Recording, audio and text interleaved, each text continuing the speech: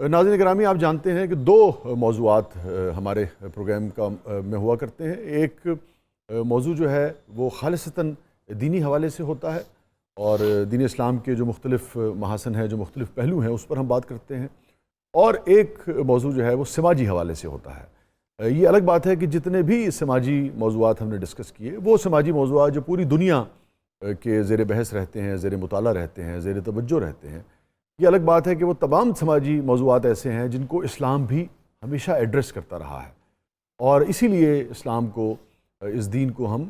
Code of life کہتے ہیں، اس لیے کہ انسان کی آئلی زندگی سے لے کے، نجی زندگی سے لے کے، معاشرتی زندگی سے لے کے، گھریلو زندگی سے لے کے، ریاست کے ساتھ اس کے سلوک سے لے کے، اہل محلہ کے ساتھ اس کے سلوک سے لے کے، کائنات کے ساتھ اس کے سلوک اور رابطے سے لے کے، خالق کائنات کے ساتھ اس کے رابطے اور سلوک سے لے کے، کوئی موضوع ایسا نہیں ہے جس کو اسلام جو ہے وہ ڈسکس نہ کرتا ہو اور جس حوالے سے رہنمائی فراہم نہ کرتا ہو۔ جنت پر اور جنت میں لے جانے والے اعمال پر بات کریں گے، ندامت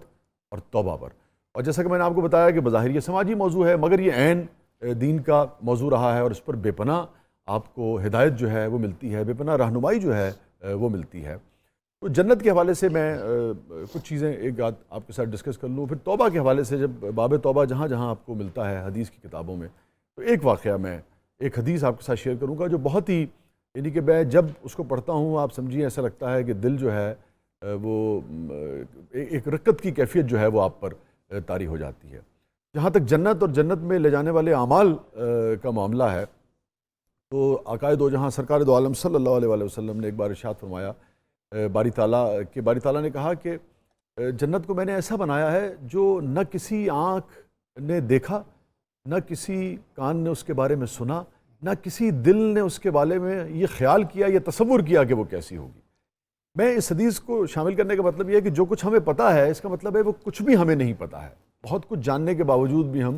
جنت کے بارے میں شاید کچھ بھی نہیں جانتے ہیں۔ ایک مثال جو عموماً کم سننے میں آتی ہے، اس لیے میں اس سے پروگرام کا آغاز کر رہا ہوں، بہت ہی کم اس کا ذکر ہوتا ہے۔ عموماً جو زیادہ تر ذکر ہم ہوتا ہے وہ حوروں کے حوالے سے بہت ذکر ہوتا ہے، مگر اس کے علاوہ جو کچھ ہے یہ تو انسانی زندگی کا ایک پہلو ہے۔ یہ جو رشتے ہیں مرد اور عورت کے، اس کے علاوہ بھی انسانی زندگی میں بے پناہ خوبصورتیاں ہیں، بے پناہ اس کی حاجات ہیں، بے پناہ چیزیں ہیں جو انسان کو پلیجر دیتی ہیں، جو لطف دیتی ہیں، جو جنت میں ہم ایکسپیکٹ کر سکتے ہیں۔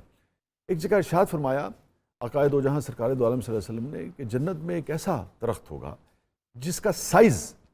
اس قدر طویل ہوگا کہ اس کا سایہ جو ہے،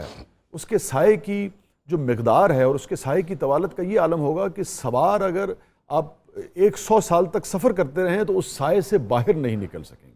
یہ جنت کے ایک درخت کا عالم ہے۔ اور ایک اور حدیث میں آیا کہ اگر آپ تیز رفتار گھوڑے پر بیٹھے ہیں اور تب بھی دوڑتے رہیں، تب بھی 100 سال تک اس درخت کے سائے کو کراس نہیں کر سکیں گے۔ تو اس پر آج ہم بات کریں گے کہ جنت، مگر جنت میں لے جانے والے اعمال جو ہیں وہ کیا ہیں۔ دوسرا موضوع جو میں نے آپ سے کہا کہ خاص طور پہ جہاں جہاں باب توبہ باندھا گیا ہے، یہ حدیث جو ہے یہ اس قدر اپنی طرف کھینچتی ہے کہ مت پوچھیے۔ آقا نے فرمایا کہ سرکار دو عالم صلی اللہ علیہ وسلم نے فرمایا کہ باری تعالیٰ ارشاد فرماتا ہے کہ میرا بندہ مجھ پر جیسا گمان رکھتا ہے میں اس سے ویسا ہی ملتا ہوں۔ وہ مجھے تنہائی میں یاد کرتا ہے تو میں اسے تنہائی میں یاد کرتا ہوں۔ وہ مجھے محفل میں یاد کرتا ہے تو میں اس سے بہتر محفل، یعنی کہ فرشتوں کی محفل میں اسے یاد کرتا ہوں۔ وہ مجھے دل میں یاد کرتا ہے تو میں اسے دل میں یاد کرتا ہوں۔ آگے سنیے گا کہ وہ ایک بالشت اگر، یعنی کہ جس کو ہم ایک گٹھ کہتے ہیں، ایک بالشت اگر میری طرف آتا ہے تو میں ایک ہاتھ اس کی طرف بڑھتا ہوں۔ وہ اگر ایک قدم میری طرف بڑھاتا ہے تو میں 2 قدم اس کی طرف بڑھاتا ہوں۔ وہ اگر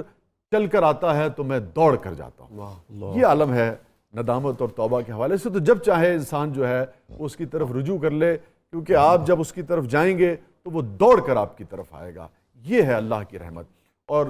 ایک اور میں آپ کے ساتھ جو بہت ہی اہم بات ہے، ایک مرتبہ مدینے میں کچھ غلام آئے اور تو ایک عورت جو تھی وہ اپنا بچہ اس کا کھو گیا تھا۔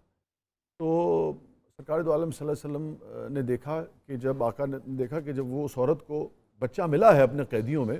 اس نے جس شدت کے ساتھ اسے اپنے سینے سے لگایا ہے، کئی صحابیوں کی آنکھوں میں آنسو آ گئے اسے دیکھ کے۔ تو آقا دو جہاں نے فرمایا کہ تم نے دیکھا یہ عورت اپنے کھوئے ہوئے بچے کو مل جانے پر کتنی شدت سے اس نے اسے کھینچ لیا ہے، سینے سے لگا لیا ہے، کتنی اس سے محبت کرتی ہے۔ کیا یہ کسی بھی صورت میں اور اس حالت میں اس کو آگ میں ڈال سکتی ہے؟ صحابہ نے کہا نہیں، تو تصور ہی پیدا نہیں ہو سکتا، اس کا تو خیال بھی یہ نہیں کر سکتی کہ اس حالت میں آگ میں ڈال دے۔ آقا دو جہاں نے فرمایا کہ خدا اس سے کہیں زیادہ محبت کرتا ہے اپنی خلقت سے جتنی یہ عورت اس کھوئے ہوئے بچے سے محبت کر رہی ہے۔